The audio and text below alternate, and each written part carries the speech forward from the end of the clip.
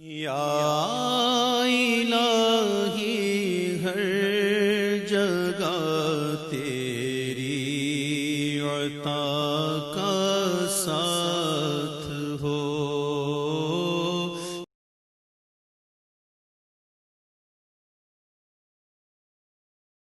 الحمد للہ وکفا والصلاة والسلام علی عباده الذین اصطفى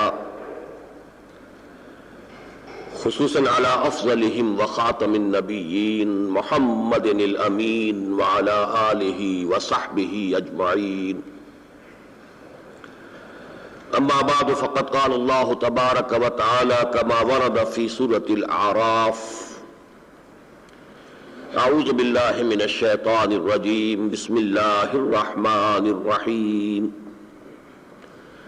قال عسى ربكم من يهلك عدوكم ويستخلفكم في الأرض فينظر كيف تعملون. وقال عز وجل كما ورد في سورة الأنفال واذكروا إذ أنتم قليل مستضعفون في الأرض تخافون أن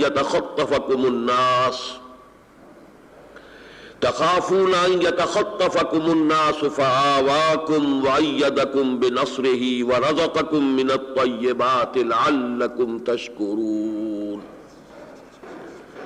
وقال جل وعلا كما ورد في سورة التوبة ومنهم من عاهد الله لئن آتانا من فضله لنصدقن ولنكونن من الصالحين فلما آتاهم من فضله بخلوا به وتولوا وهم معرضون فعاقبهم نفاقا في قلوبهم إلى يوم يلقونه بما أخلفوا الله ما وعدوه وبما كانوا يكسبون. صدق الله العظيم. رب اشرح لي صدري ويسر لي امري واحلل عقدة من لساني يفقهوا قولي. اللهم ربنا الهمنا رشدنا واعذنا من شرور انفسنا. اللهم ارنا الحق حقا وارزقنا اتباعه وارنا الباطل باطلا وارزقنا اجتنابه. اللهم وفقنا لما تحب وترضى. اللهم وفقنا ان نقيم نظام الخلافة على منهاج النبوة في باکستان اولا وفي كل العالم آخرا آمین یا رب العالمین. معزز حاضرین اور محترم خواتین اور محترم مہمانان گرامی، مجھے آج اس موضوع پر گفتگو کرنی ہے.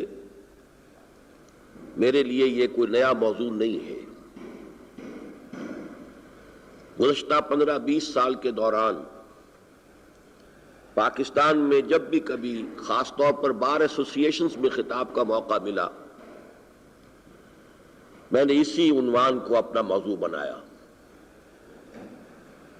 اور اب سے کوئی 12 سال قبل 2 اگست سن 85 کو وابڈا آڈیٹوریم کے اس سے بھی زیادہ کھچا کھچ بھرے ہوئے ہال میں میں نے 3 گھنٹے اس موضوع پر گفتگو کی تھی.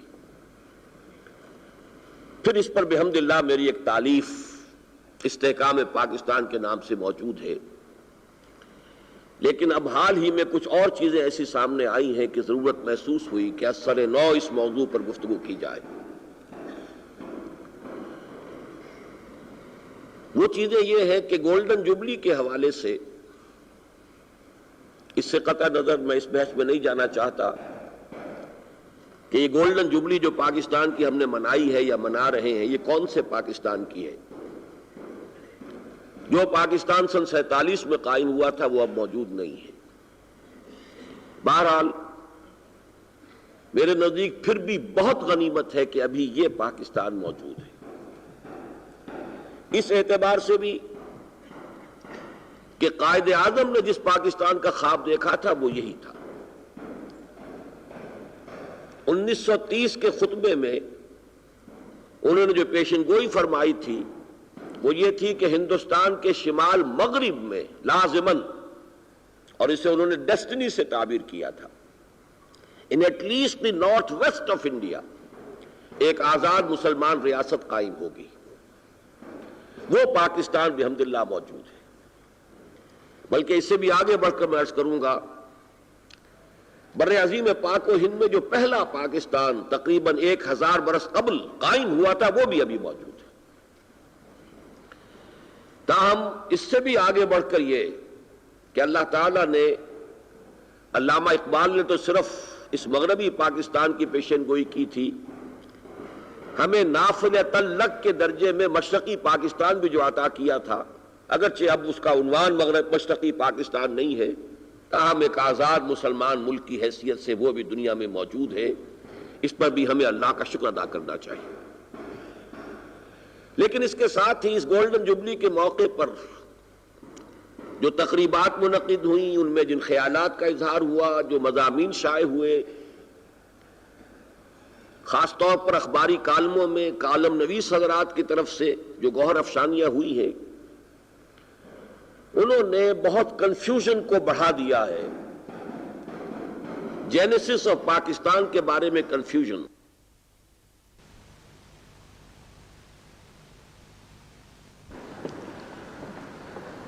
تو میں یہ عرض کر رہا تھا کہ کنفیوژن کے جو ہماری بدقسمتی، ہماری شامت اعمال سے مسلسل بڑھتا رہا ہے، اب اس گولڈن جبلی کے موقع پر محسوس ہوا ہے کہ اس کی بھی گولڈن جبلی جو ہے وہ بنا لی گئی ہے اور وہ کئی گنا بڑھ گیا ہے۔ مجھے خاص طور پر تشویش اس اعتبار سے ہوئی کہ بعض ایسے اصحاب کہ جو ہمارے ہاں عام طور پر جو اصطلاح استعمال ہوتی ہے اسلام پسند کے حیثیت سے پہچانے جاتے ہیں، ان کی جانب سے بھی اس قسم کے خیالات اس دور میں سامنے آئے ہیں کہ پاکستان کے قیام کا مذہب کے ساتھ کوئی براہ راست تعلق نہیں تھا۔ اسے میں کرائسس آف آئیڈینٹی سے تعبیر کر رہا ہوں، اور واقعتاً کسی قوم اور ملک کی سطح پر یہ کرائسس آف آئیڈینٹی خودکشی سے کم درجے کی شے نہیں ہے، اس لیے کہ ریشنیلے کیا ہے،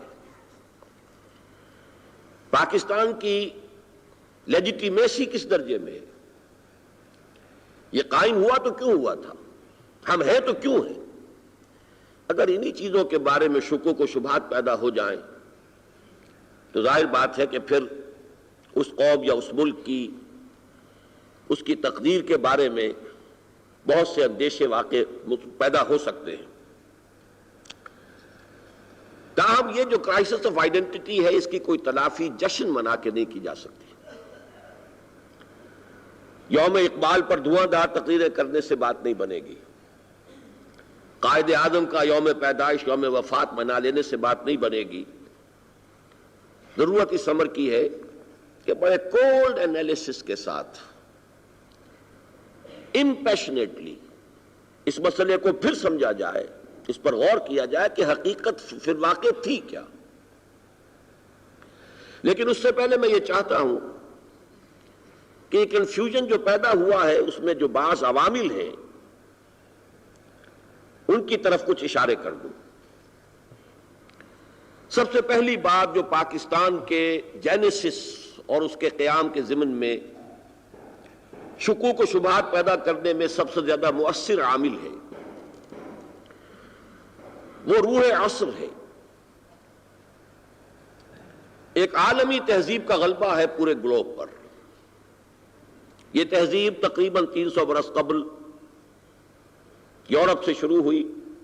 ابھی آپ نے علامہ اقبال کا وہ شعر سنا، دیار مغرب کے رہنے والوں خدا کی بستی دکان نہیں ہے، کھرا جسے تم سمجھ رہے ہو وہ اب زرے کم عیار ہوگا۔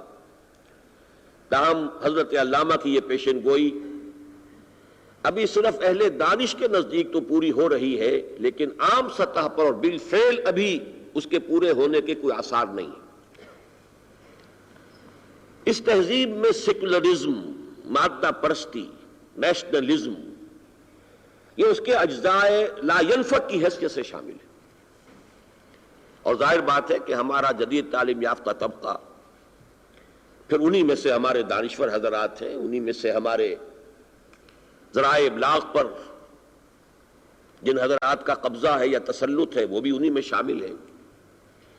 لہذا وہ روح عصر یا جو عالمی تہذیب ہے جو پاکستان کے جینیسس کے ساتھ مطابقت نہیں رکھتی، یا یوں کہیے کہ پاکستان کا جینیسس، پاکستان کا وجود میں آنا اس کے ساتھ مطابقت نہیں رکھتا تھا۔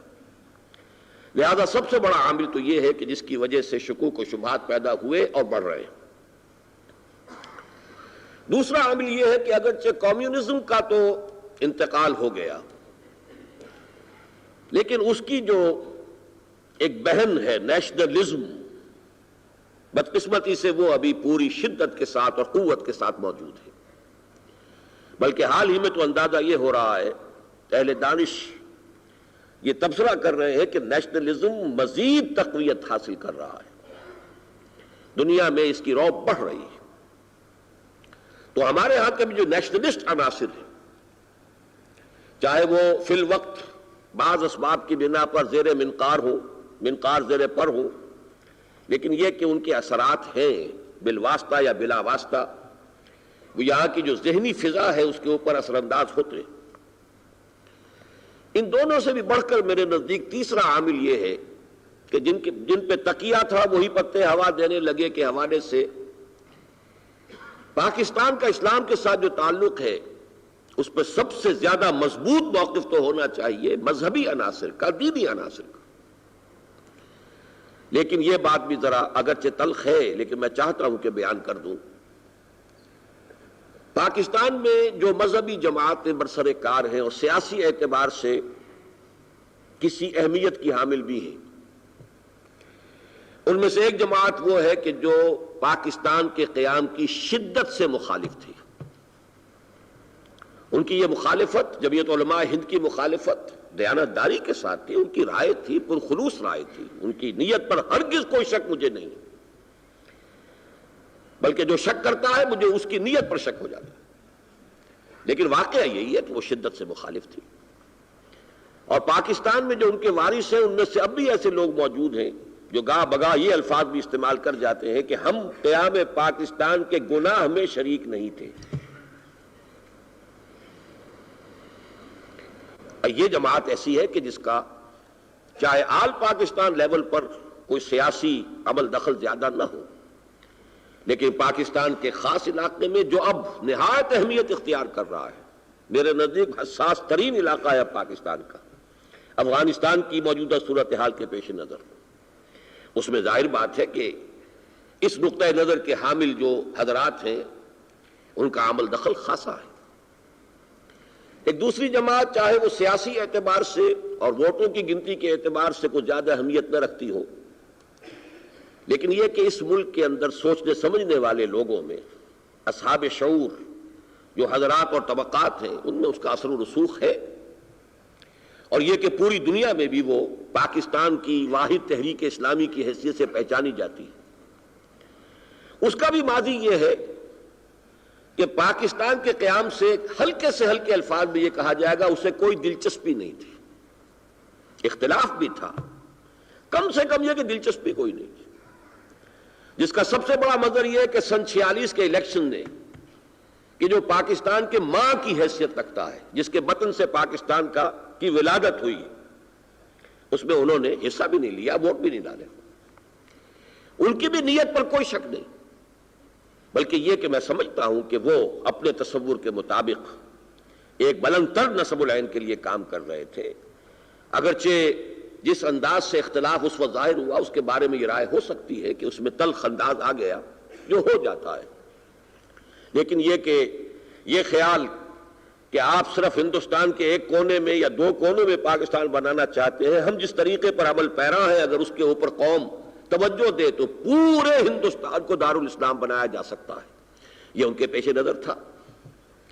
اگرچہ یہ جماعت قیام پاکستان کے بعد پورے طور سے پاکستان کو نہ صرف قبول کر چکی ہے، اختیار کر چکی ہے، بلکہ واقعہ یہ ہے کہ اس نے اس میں اسلام کے قیام کا علم جو ہے سب سے زیادہ قوت کے ساتھ اٹھایا ہے۔ لیکن ایک باریک بات یہ ہے کہ وہ جو ایک یقین ہوتا ہے، جس یقین سے کہ فکری سطح پر مخالفین پاکستان کا مقابلہ کیا جا سکے، اس ماضی کی وجہ سے وہ تیقن، وہ کنوکشن بہرحال اس جماعت کے حلقوں میں پاکستان کے لیے موجود نہیں ہے۔ بہرحال یہ ہے وہ مختلف اسباب جس کی بنا پر کنفیوژن بہت بڑھا ہے اور بڑھتا چلا جا رہا ہے، اور خاص طور پر جو نسل پیدا ہی ہوئی ہے پاکستان کے بعد، اور اب ظاہر بات ہے کہ اس کا پاکستان کی اصل باغ ڈور اسی نسل کے ہاتھ میں ہے، ان کے لیے وہ حالات صرف تاریخ کا ایک حصہ ہیں کہ جن کا تذکرہ کیا جاتا ہے، جن کا حوالہ دیا جاتا ہے، اس کا کوئی مشاہدہ انہیں نہیں ہے، اس کا کوئی ذاتی تجربہ انہیں نہیں ہے۔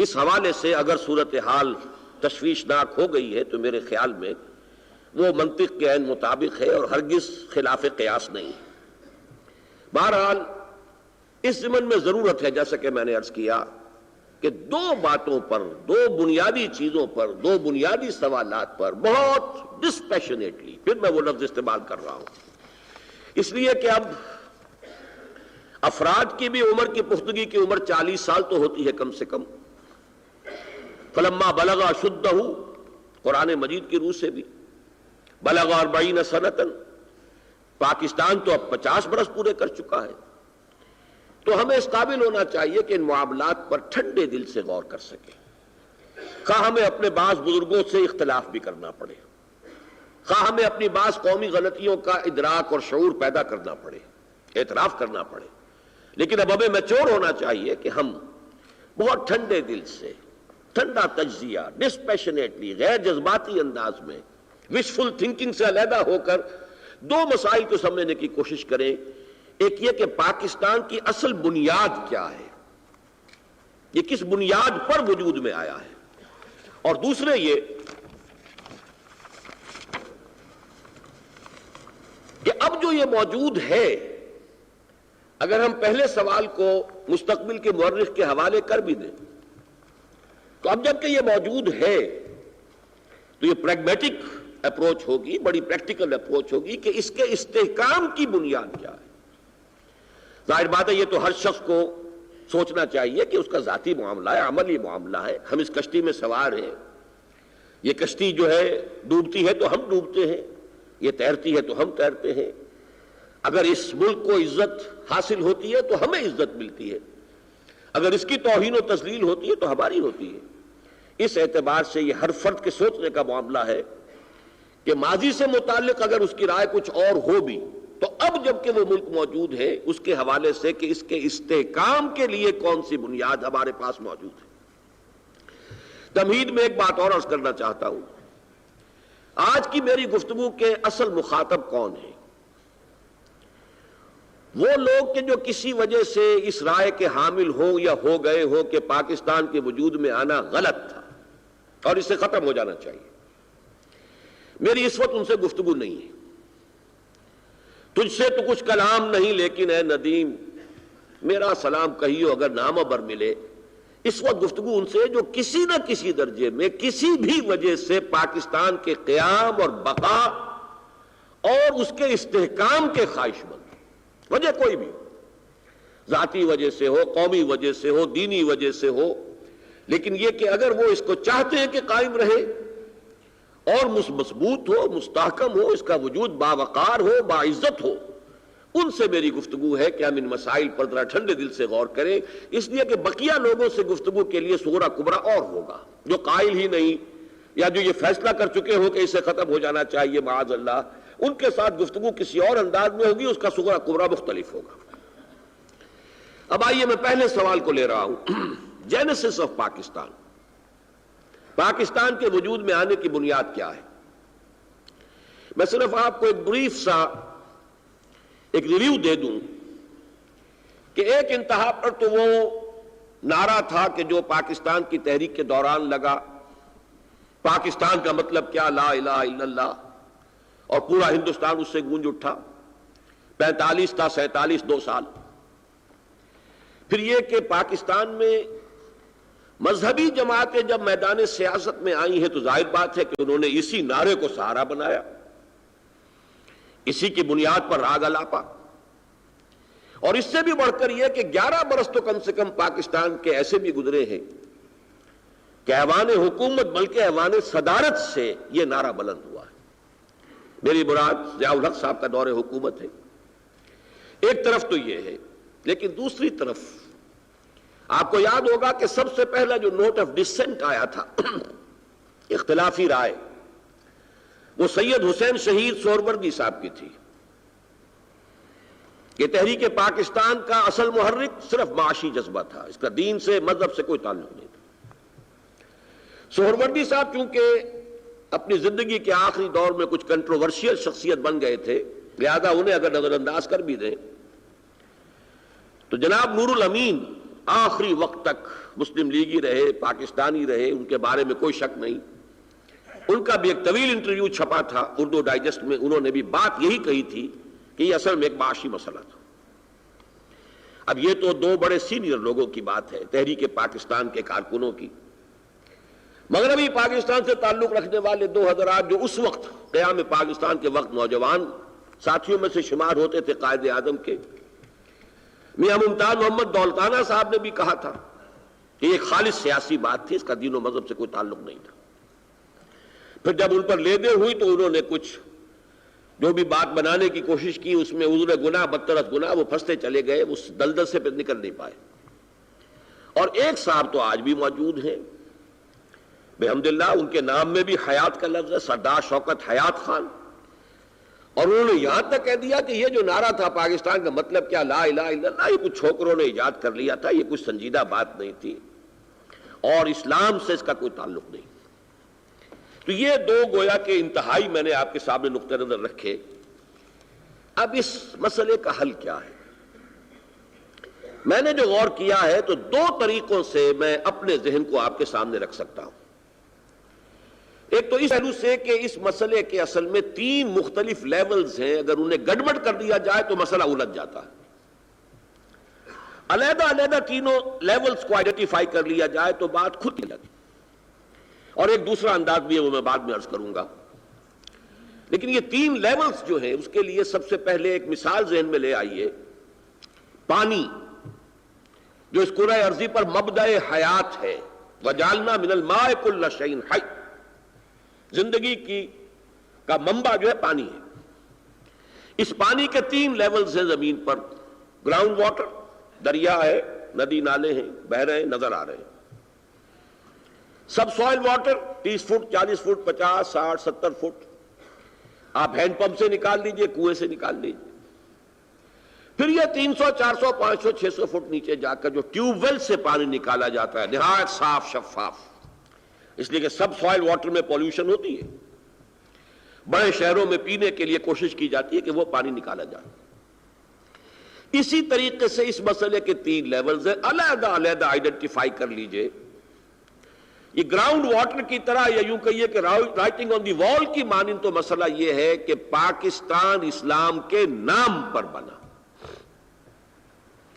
اس میں میرے نزدیک کسی اختلاف کی کوئی گنجائش نہیں۔ پوری دنیا میں مانا جاتا ہے کہ مذہب کی بنیاد پر دو ملک دنیا میں قائم ہوئے ہیں، ایک پاکستان اور دوسرا اسرائیل۔ اگرچہ میرے نزدیک اسرائیل کے بارے میں بات غلط ہے، صحیح صرف پاکستان کے بارے میں، وہ میں بعد میں عرض کروں۔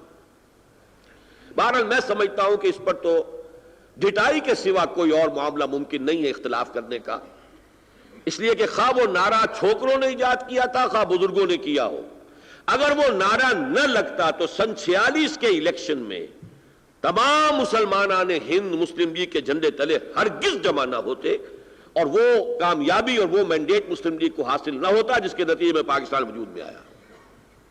لہذا میں اس پر زیادہ وقت صرف نہیں کرتا۔ اب ذرا آئیے سب سوائل واٹر، اس لیول پر وہاں کوشچن یہ پوز کیجئے، تحریک پاکستان کا اصل جذبہ محرکہ کیا تھا؟ What was the real motivating force؟ اصل جذبہ محرکہ سب سے پہلے کیا وہ مذہبی تھا؟ یہاں اختلاف کی بہت گنجائش ہے، میں اپنی رائے عرض کر رہا ہوں کہ ہرگز نہیں تھا۔ شاید بہت سے حضرات میری طرف سے یہ بات سن کر حیران ہو جائیں جن کے علم میں پہلی مرتبہ آ رہی ہو، ہرگز مذہبی جذبہ نہیں تھا۔ اصل موٹیویشن اس لیے کہ موٹا سا اصول ہے، کسی تحریک کا جو اصل جذبہ محرکہ ہے وہ اس کی قیادت میں سب سے زیادہ گاڑی شکل میں نظر آنا چاہیے۔ تحریک پاکستان کی قیادت ہرگز مذہبی لوگوں پر مشتمل نہیں تھی۔ بلکہ ان میں سے ٹاپ کے لوگ پریکٹسنگ مسلمز بھی نہیں تھے، علماء تھے یا مشائخ تھے تو ان کی حیثیت معاونین کی تھی، چاہے وہ پیر جماعت علی شاہ ہو رحمۃ اللہ علیہ، چاہے وہ مولانا شبیر احمد عثمانی ہو رحمۃ اللہ علیہ، یہ سب کے سب معاونین میں ان کا مقام ہے، بہت بلند مقام ہے، لیکن اصل قیادت تحریک پاکستان کی وہ مذہبی لوگوں پر مشتمل نہیں تھی۔ یہ واضح رہے کہ میں جو لفظ استعمال کر رہا ہوں کہ ایک ہے کردار، کوئی غیر مسلم بھی ہو سکتا ہے جو کردار کا مالک ہو، جو کچھ کہے واقعتاً دنیا سمجھے کہ یہ جو کچھ کہہ رہا ہے دل سے کہہ رہا ہے، اور جو وعدہ کرے گا پورا کرے گا۔ تو بہرحال یہ تو مسلمان تھے، کردار والے لوگ تھے، وہ نہ ہوتا تو یہ تحریک کامیاب ہوتی ہی نہ۔ لیکن مذہبی، ہر لفظ کی ایک کونوٹیشن ہے، مذہبی لوگ، یہ بالکل ایک علیحدہ تصور ہے، تو مذہبی قیادت نہیں تھی۔ اچھا، لیکن کیا سیاسی تھی؟ میرے نزدیک یہ لفظ بھی کفایت نہیں کرتا۔ کیا صرف معاشی تھی؟ ہاں، معاشی کا بھی یقیناً دخل تھا، لیکن یہ لفظ بھی کفایت نہیں کرے گا۔ کیا سماجی اور تمدنی تھی، ثقافتی تھی؟ نہیں۔ کیا تھی؟ میرا جواب یہ ہے کہ یہ قومی جذبہ تھا، اور ایک چھوٹی قوم کو بڑی قوم کا خوف لاحق ہو گیا تھا کہ وہ بڑی قوم ہم سے انصاف نہیں کرے گی۔ اس کے اسباب کیا تھے؟ اس چھوٹی قوم نے 1000 برس تک حکومت کی تھی اس بڑی قوم پر، حکومت کرنے والوں میں اچھے لوگ بھی تھے تو برے لوگ بھی تھے، فطری طور پر بھی جو محکوم قوم ہوتی ہے اس میں ایک جذبہ انتقام پیدا ہو جاتا ہے۔ اب دور آ گیا تھا، وہ اب شمشیر زنی کا دور ختم ہوا، 1 مین 1 ووٹ، وہ قوم 3 گنا تھی تعداد کے اعتبار سے، لہذا اب وہ اپنا پورا پچھلا حساب کتاب صاف کرنے کے لیے کی پوزیشن میں آ چکی تھی۔ تو ایک چھوٹی قوم کو بڑی قوم سے خطرہ لاحق تھا، اکنامک ایکسپلائٹیشن کا خطرہ بھی تھا، تمدنی طور پر تشخص کو ختم کرنے کا خطرہ بھی تھا، زبان کا مسئلہ بھی بن گیا تھا، اردو ہندی، یا بحث میں اردو ہندی ہے یا قربانی یا جھٹکا ہے بقول علامہ اقبال۔ پھر یہ کہ مذہب کا مسئلہ بھی بن گیا تھا، شدھی کی تحریک شروع ہو چکی تھی، سنگٹن کا پورا پروگرام شروع ہو چکا تھا۔ تو یوں سمجھیے کہ تمام جتنے بھی عوامل ہو سکتے تھے ایک قوم کی زندگی کے جو مختلف پہلو ہوتے ہیں ان سب میں اسے خوف لاحق ہوا کہ یہ بڑی قوم انصاف نہیں کرے گی بلکہ انتقام لے گی، ہمیں دبائے گی، ہمارے تشخص کو ختم کر دے۔ اور یہ خوف کا جذبہ ہے، چاہے کوئی شخص یہ کہے کہ پھر تو یہ ایک منفی جذبہ ہوا، میں اسے تسلیم کرنے کو تیار ہوں، لیکن یہ تھا خوف کا جذبہ، اور یہ جذبہ بھی بسا اوقات بڑے بڑے کام کروا دیتا ہے۔ آپ کو معلوم ہے کہ بلی کو آپ کارنر کر لیں اور اسے کوئی اور راستہ نہ نظر آ رہا تو انسان پر حملہ آور ہو جاتی ہے، اس کے اندر وہ جرأت پیدا ہو جاتی ہے۔ بہرحال میرے نزدیک یہ مسئلہ قومی تھا، ایک چھوٹی قوم کو بڑی قوم سے خوف لاحق ہو گیا تھا، جس کی بنا پر یہ اصل محرک جو بنا ہے اس کا، اس تحریک پاکستان کا، وہ یہ ہے۔ اب آئیے تیسرے لیول پر، وہ صاف شفاف پانی۔ جس چھوٹی قوم کو یہ خوف لاحق ہوا تھا اس کی قومیت کی بنیاد کیا تھی؟ کیا وہ نسل کی بنیاد پر قوم تھی؟ نہیں، نسلوں کی تو کھچڑی نہیں، نسلوں کا حلیم تھا ہندوستان میں، ہندوستانی مسلمانوں میں حلیم کہوں گا، یہ کہ سیمیٹکس بھی تھے، سادات بھی تھے، قرشی بھی تھے، عثمانی، علوی، تو یہ تو اس گوشت کے مانند ہوئے جو حلیم میں پڑتا ہے۔ پھر یہ ڈریویڈینز بھی تھے، اب بھی ہے پاکستان میں برہوی قبائل جو ڈریویڈینز ہیں، سارا ساؤتھ انڈیا کا مسلمان ڈریویڈین ہے۔ ایرینز بھی تھے، یہ سب کے سب جو جاٹوں سے اور راجپوتوں سے اور براہمن سے اور شودروں سے جو مسلمان ہوئے کون ہیں؟ ایرینز ہیں۔ پھر یہ کہ ٹرکس بھی تھے، مونگولائڈ نیشنز بھی تھیں، افغان قبائل بھی آئے تھے، تو یہ تو حلیم تھا، نسل کی بنیاد پر یہ قوم نہیں تھی۔ کیا زبان کی بنیاد پر یہ قوم تھی؟ پھر ایک بہت بڑا نو سامنے آئے گا، نہیں۔ بنگلہ بھاشا، ملیالم، آپ بھی جائیے، آپ جب بولتے ہیں، یا تامل بولتے ہیں مسلمان، زبان تو ان کی ایک نہیں تھی، بلکہ جیسا کہ میں بعد میں عرض کروں گا، اسی زبان کے مسئلے نے تو سب سے پہلی اینٹ رکھی ہے پاکستان میں اس اختلاف کی جس کی بنا پر کہ پاکستان دو لخت ہوا آخر میں، اور بنگلہ بھاشا نے بڑھ کر اور چڑھ کر بنگلہ دیش بنوا دیا۔ تو یہ زبان کا مسئلہ تو ایک نہیں تھا۔ ہاں، ہندو کے مقابلے میں اردو ہندی کا مسئلہ بن گیا تھا اس وقت، لیکن یہ کہ کسی لسانی قومیت، لسانی قوم پرستی کا کوئی سوال نہیں۔ کسی زبان کے ایشو پر کوئی قوم یہ نہیں تھے مسلمانان ہند. ثقافت کو لے لیجئے، ایٹنگ ہیبٹس، ہمارے مشرقی پاکستانی بھائی یا بنگلہ دیشی بھائی جس ذوق و شوق کے ساتھ وہ کھائیں گے وہ ماچھ بھات، اور اس ماچھ میں سے چاہے بدبو کے بھبکے اٹھ رہے ہم قریب نہیں بیٹھ سکیں گے اور بڑے شوق سے کھائیں گے. تو ہمارے تو کوئی ذوق مختلف ہے. لباس میں جو مسلمان عورت کا لباس ہے بنگلہ دیش کا، اس کو پنجابی عورت تو اس سے بھی آگے بڑھ کر پٹھان عورت اور بلوچی عورت تو کہے گی کہ یہ ننگی ہے، اس نے لباس پہنا ہوا ہی نہیں. کوئی شے مشترک نہیں تھی سوائے دین اور مذہب کے. لہذا فائنل انالیسس میں ہم وہیں پہنچیں گے، پاکستان کی بنیاد سوائے دین اور مذہب کے کوئی نہیں. اس کو جتنا چاہیں آپ منطق کے جن اصولوں سے چاہیں، عمرانیات کے جن اصولوں سے چاہیں چھان لیں، پٹک لیں، آرگو کر لیں، اس پر جرا کر لیں، پاکستان کی بنیاد سوائے دین کے، سوائے مذہب کے، سوائے اسلام کے کوئی اور شے قرار نہیں دی جا سکتی. اگرچہ درمیان میں مسئلہ آتا ہے اور وہ ہے، اگر اسی پر اٹک جائیں گے تو رائے اور بن جائے گی، لیکن یہ کہ ان تینوں سطحوں کو دیکھیں گے تو بات بالکل واضح ہو جائے گی. یا الہی ہر جگہ تیری عطا کا